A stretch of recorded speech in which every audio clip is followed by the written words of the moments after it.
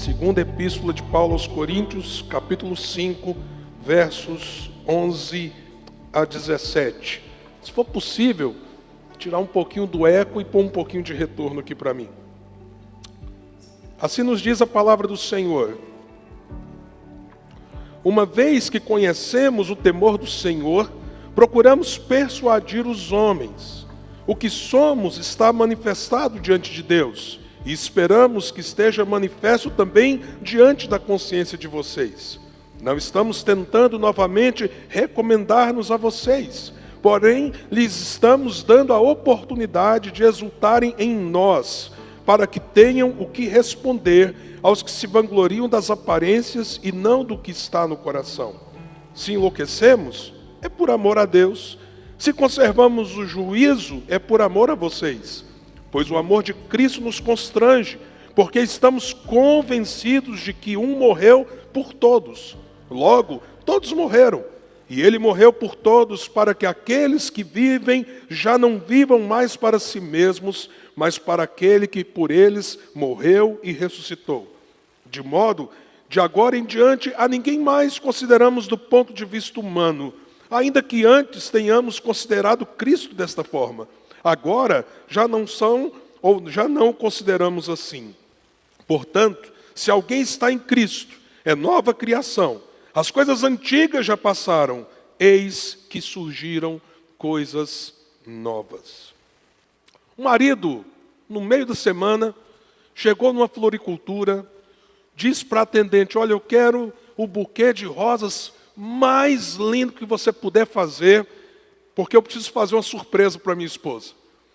E a mulher, então, com dedicação, atendeu o cliente, tentou fazer a coisa mais bonita possível para ele presentear a esposa. Ele pegou o buquê, foi para casa, chegou, e disse: meu amor, isso é para você. A esposa encheu os olhos de lágrima, ficou tão feliz, falou assim: meu bem, mas no meio da semana, que dia especial é hoje? Não, não é dia especial não, eu amo você, queria fazer uma surpresa para você. E ela então: oh meu bem, que coisa maravilhosa, você realmente me surpreendeu, e que buquê mais lindo. Aí ele então falou assim: você está feliz? Ela: muito feliz. Aí ele disse: que bom que você está feliz, eu tenho que resolver uma coisinha com você, mas assim, é uma coisa simples. É que uns 15 dias atrás, você me fez prometer que sábado eu iria passar o dia com o nosso filho naquela programação lá da escola, porque as últimas vezes eu não consegui estar, você lembra? Claro, eu lembro, ele está numa expectativa danada. Pois é, mas já que você está feliz, é um bom momento para eu te falar. Infelizmente, surgiu uma reunião muito importante na empresa, então eu não vou poder. Você me perdoa, mas você vai, e eu sei que ele vai entender, ele vai saber entender o porquê da minha ausência, porque eu tenho que trabalhar. A mulher pegou o buquê e pum, no chão. E falou assim: você me ofendeu demais. Mas peraí, gente, as rosas não são rosas? O buquê não era bonito de qualquer jeito? Acaba que não foi uma surpresa? O que mudou tão radicalmente, tão rápido?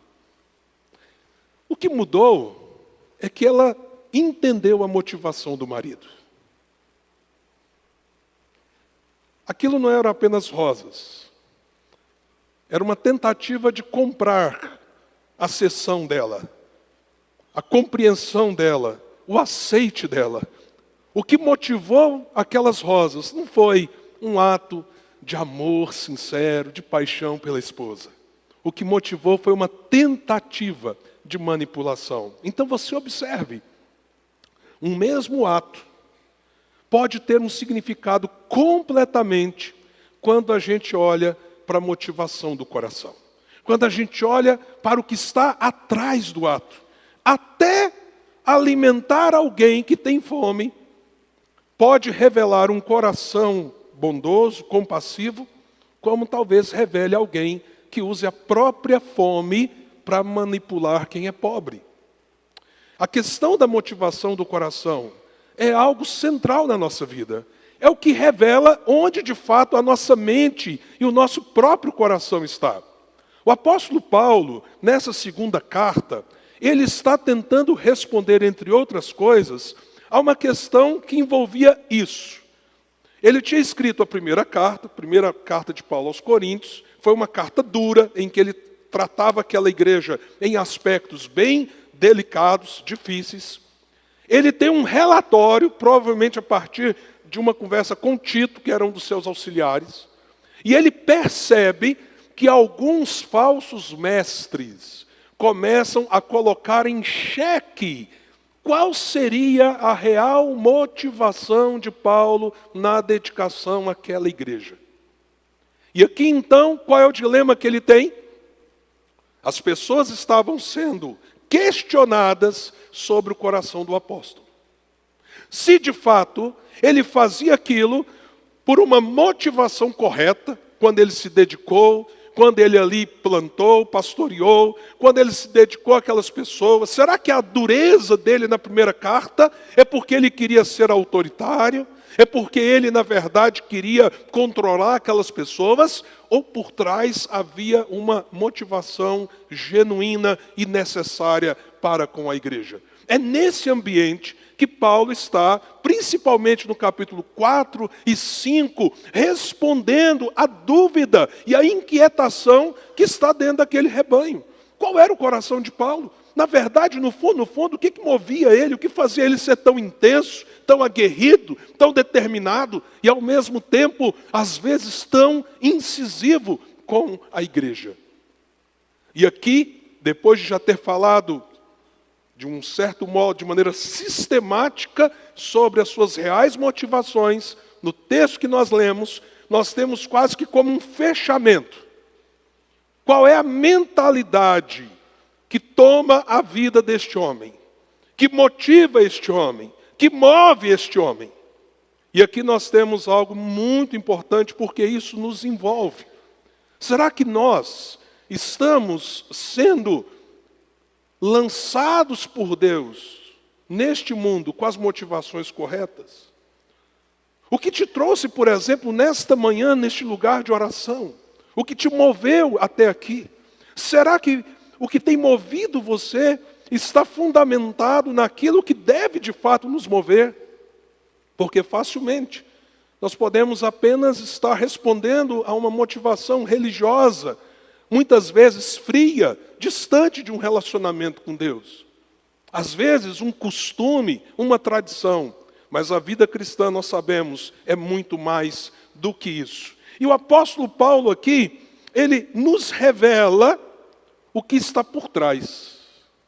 O que está por trás de todo o seu empenho, de todo o seu ministério, de toda a sua devoção, de tudo aquilo que ele procurava, como apóstolo do Senhor Jesus, responder a esse chamado. E claramente, nós observamos que ele está tentando demonstrar o seguinte: há uma mentalidade por trás das coisas. Há um movimento que conduz, que leva, que gera, inclusive, comprometimento, que gera paixão, que gera, inclusive, força, muitas vezes nas perseguições, nas lutas, nas incompreensões, e tudo isso tem a ver com uma mentalidade que toma a minha vida.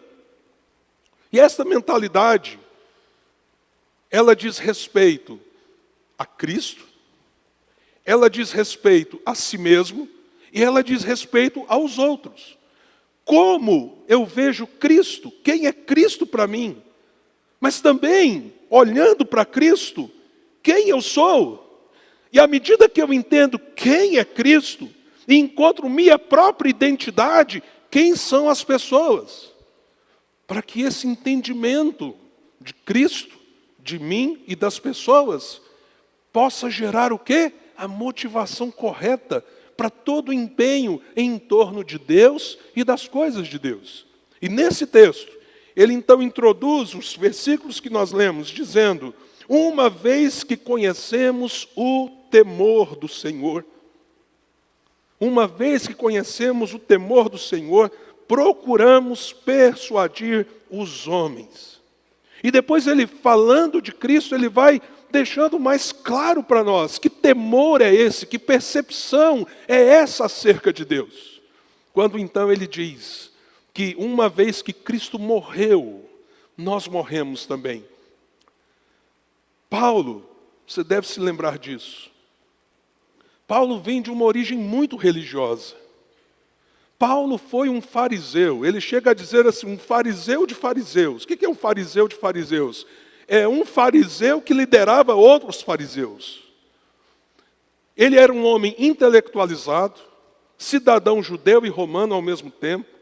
Teve a oportunidade de estudar com um dos maiores mestres, Gamaliel, naquele tempo, um dos maiores rabinos judeus. Então ele tinha um fundamento muito sólido no judaísmo. E ele tinha um desejo aguerrido lá atrás de promover aquilo que ele entendia que é o que Deus queria promover. Então, quando surge, entre aspas, aquela seita dos seguidores do Nazareno, aquele povo que dizia que o Messias prometido no Velho Testamento tinha vindo e que o Messias era Jesus, e que então essas pessoas agora estavam dizendo que esse Jesus que foi crucificado, veja irmãos, não existe nada romântico numa crucificação. Crucificação é para alguém que foi condenado publicamente. E era um dos modos mais horrendos de uma punição pública, tirando a vida de alguém. Então, um condenado pelos próprios fariseus, pelo Sinédrio, por Herodes, por Pilatos, que morreu na cruz, agora tem essa seita aí, dizendo que esse Nazareno ressuscitou, e que ele na verdade era o Messias prometido. Você já parou para pensar que Paulo teve uma mentalidade inicial sobre Jesus? Que na mente e no coração dele, ele criou uma imagem de que era Cristo? Muito antes de cair do cavalo. Muito antes de conhecer de fato quem Jesus é. É possível o seu coração ser motivado na direção de Cristo, mesmo você não está conseguindo processar no coração e na mente de fato quem Jesus é. É possível que Jesus seja alguém muito diferente para você de quem ele de fato é nas Escrituras. Mas o que Paulo está dizendo, inclusive ele fala aqui no texto, que ele já havia considerado Jesus dentro de uma perspectiva humana, como um ser humano comum. Mas agora não. Meus amados irmãos, é isso que ele está tentando comunicar para essa igreja. Todo o meu empenho, todo o meu esforço, toda a minha luta, toda a minha disposição, inclusive na direção de vocês, não é que eu estou buscando a aprovação de vocês. É porque a minha mente hoje é tomada pela visão de quem é Jesus. Jesus é o Filho de Deus. De fato, Ele é o Messias prometido. Jesus não é um entre outros. Jesus é o alfa e o ômega, Jesus é o princípio e o fim. Jesus é o Filho unigênito de Deus, eternamente com o Pai, em comunhão com o Pai, na glória do Pai, mas Ele se fez homem, habitou no nosso meio, foi tentado em todas as coisas, mas nunca pecou. E por nunca ter pecado, Ele pôde morrer uma morte substitutiva, sacrificial. Então todo aquele que nele crê, recebe essa justiça, recebe esse perdão, recebe essa nova vida. Então, meus amados, isso é que gera em mim o temor a Deus, isso é que gera em mim a motivação para mover a minha vida. Para nessa disposição servir e agir. É isso que está por trás. Porque hoje eu sei quem é Jesus. Uma das passagens que ele diz isso de um modo tão enfático, Gálatas 2:20. Mas já não sou eu quem vivo, mas Cristo vive em mim. E este viver que agora tenho na carne, vivo pela fé no Filho de Deus, que me amou e a si mesmo se entregou por mim. O que te motiva? O que te move? Você entende com a sua mente e no profundo do seu coração quem é Jesus, quem é o Filho de Deus, a obra que Ele fez por você? Porque se você entende isso, isso gera uma outra mentalidade, que é como você mesmo se vê. E o apóstolo diz, como Jesus, e é bem interessante se você puder desde o capítulo 4 ler para você entender todo esse contexto que eu apresentei, ele diz então que, pois o amor de Cristo nos constrange, porque estamos convencidos que um morreu por todos, logo todos morreram. E ele morreu por todos para que aqueles que vivem já não vivam mais para si mesmos.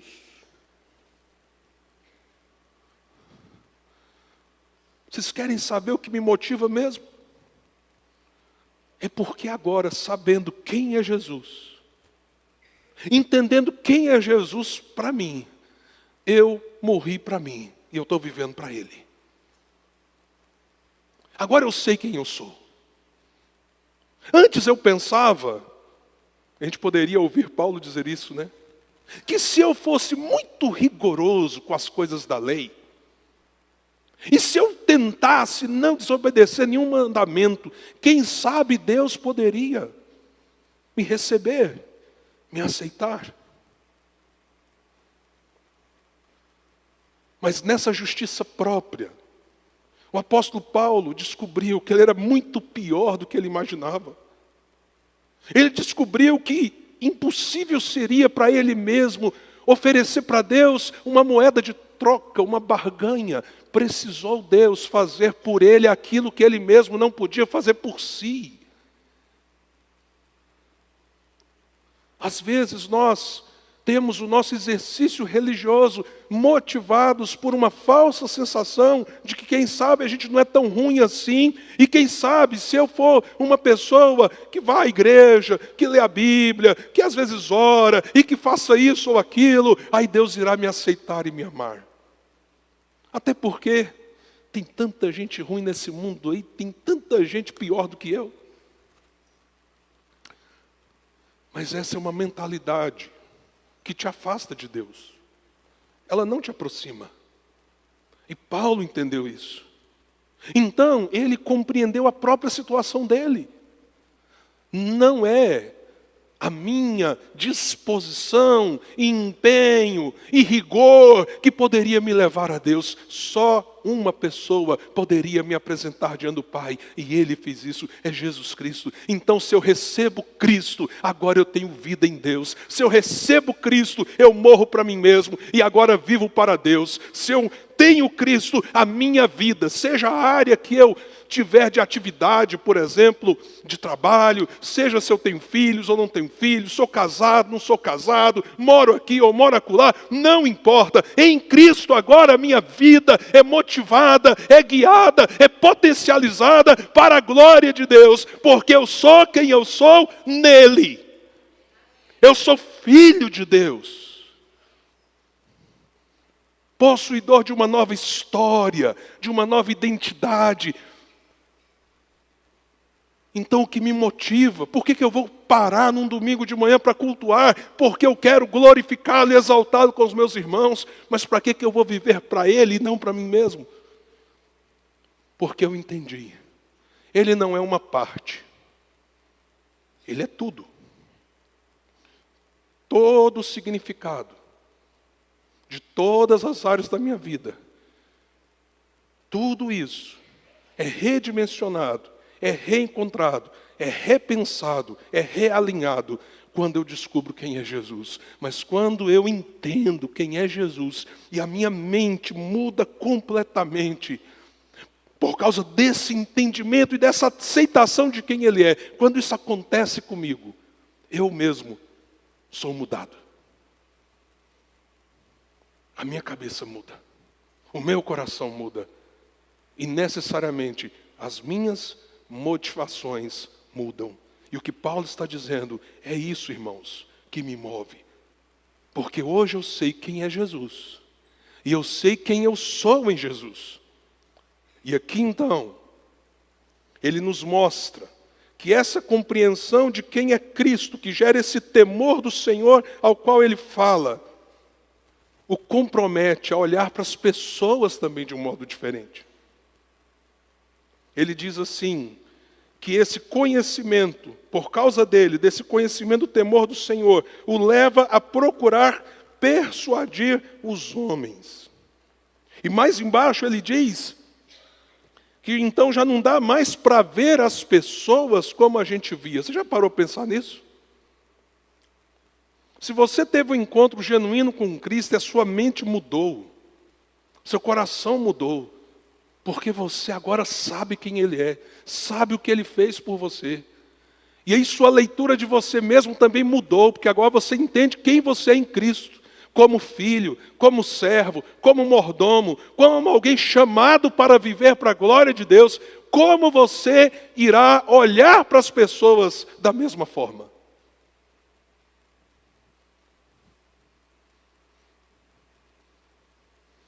Tem gente que às vezes tem um amigo ou uma amiga, gente boa, pessoa educada, caridosa. Aí de vez em quando você ouve a pessoa dizer assim, fulano é melhor do que os crentes. Ele só não tem Jesus.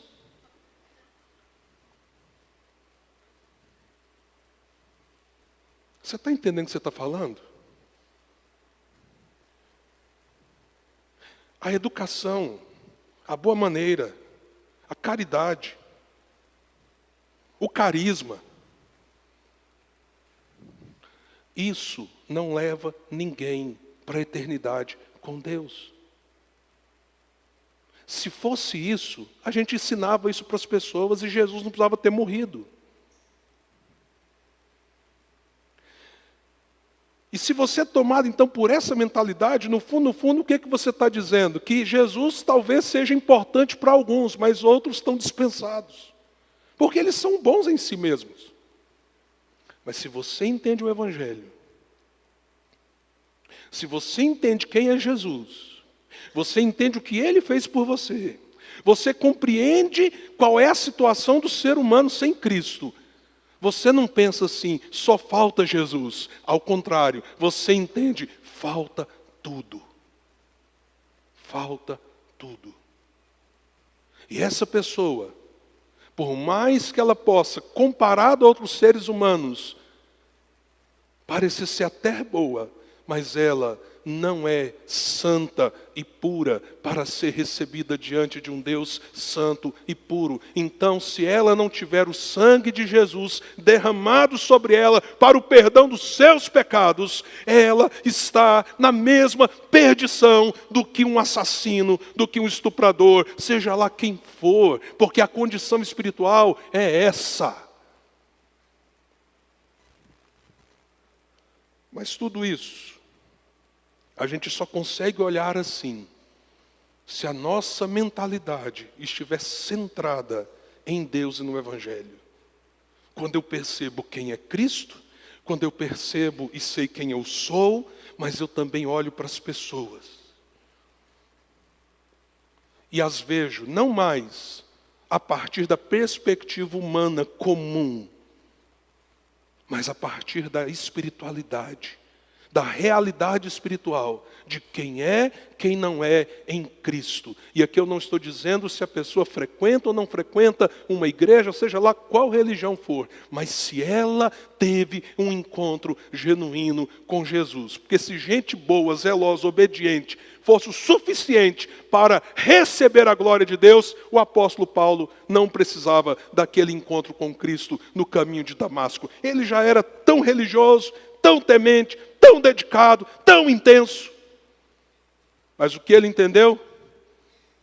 E ele diz isso em uma outra carta. Lá em Filipenses ele diz assim, e aí gente, no original é cocô mesmo. Ele diz, porque tudo aquilo era esterco diante da graça do Senhor que me alcançou. Quais são as implicações disso tudo, meus amados irmãos, para nós? Nós temos tido consciência de quem é Jesus? A nossa mente está cativa de quem Ele é e do que Ele fez por nós. Entendendo que isso não é um pedaço, um compartimento da nossa vida.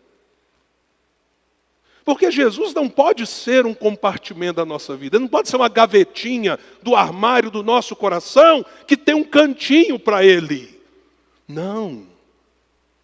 Ele é aquele que tem as chaves de todas as gavetas. E que abre e fecha e acessa todas as portas. Ele não é um adendo. Ele é o centro.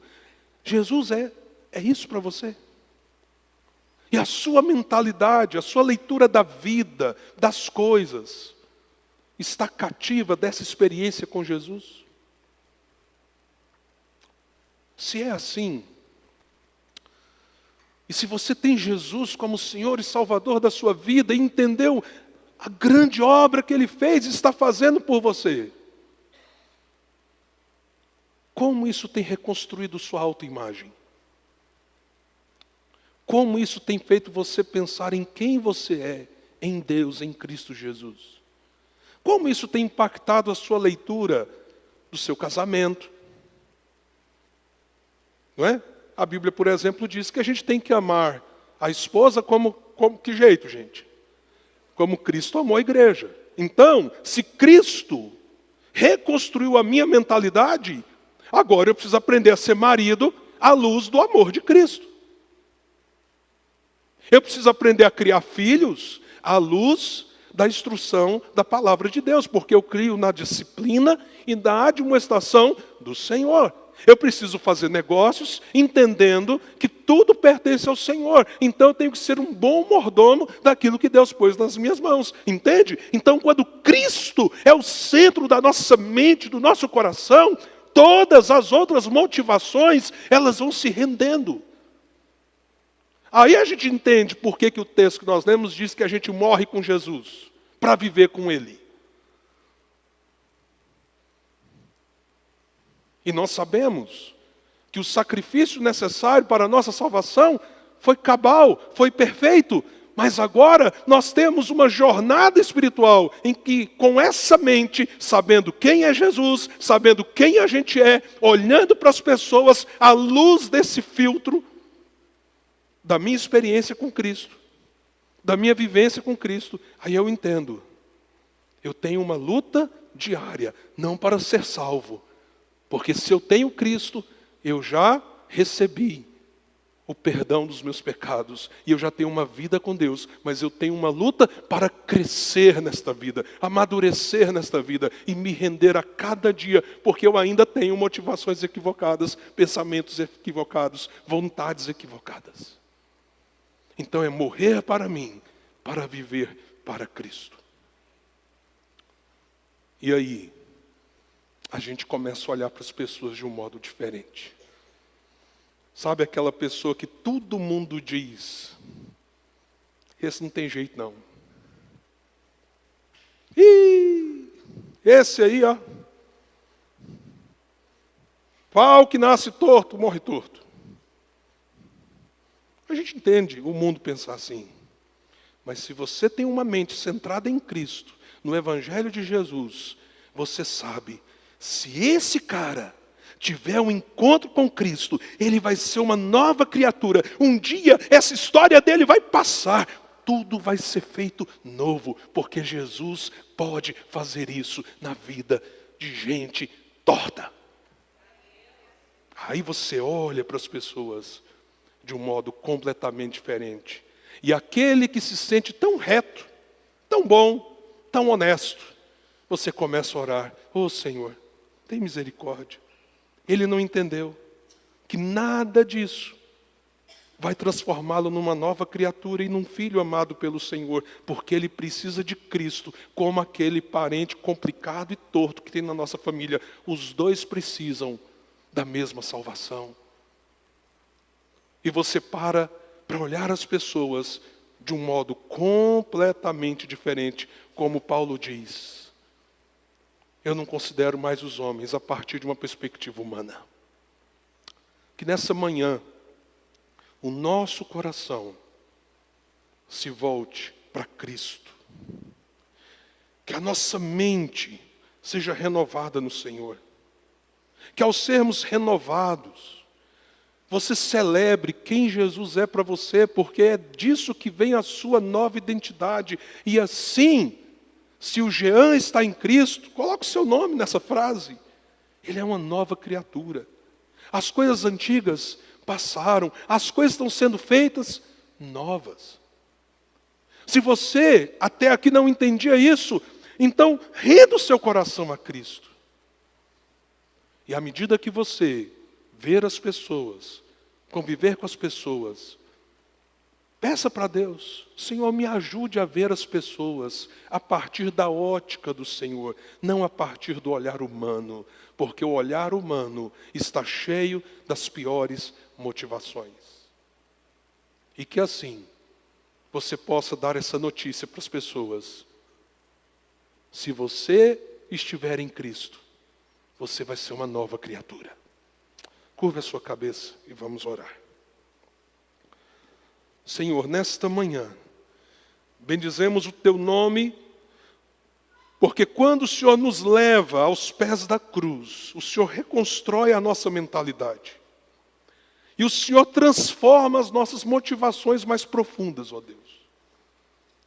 O Senhor abre o nosso coração e a nossa mente para a beleza de Cristo Jesus, para percebermos o tamanho da obra que Ele fez por nós.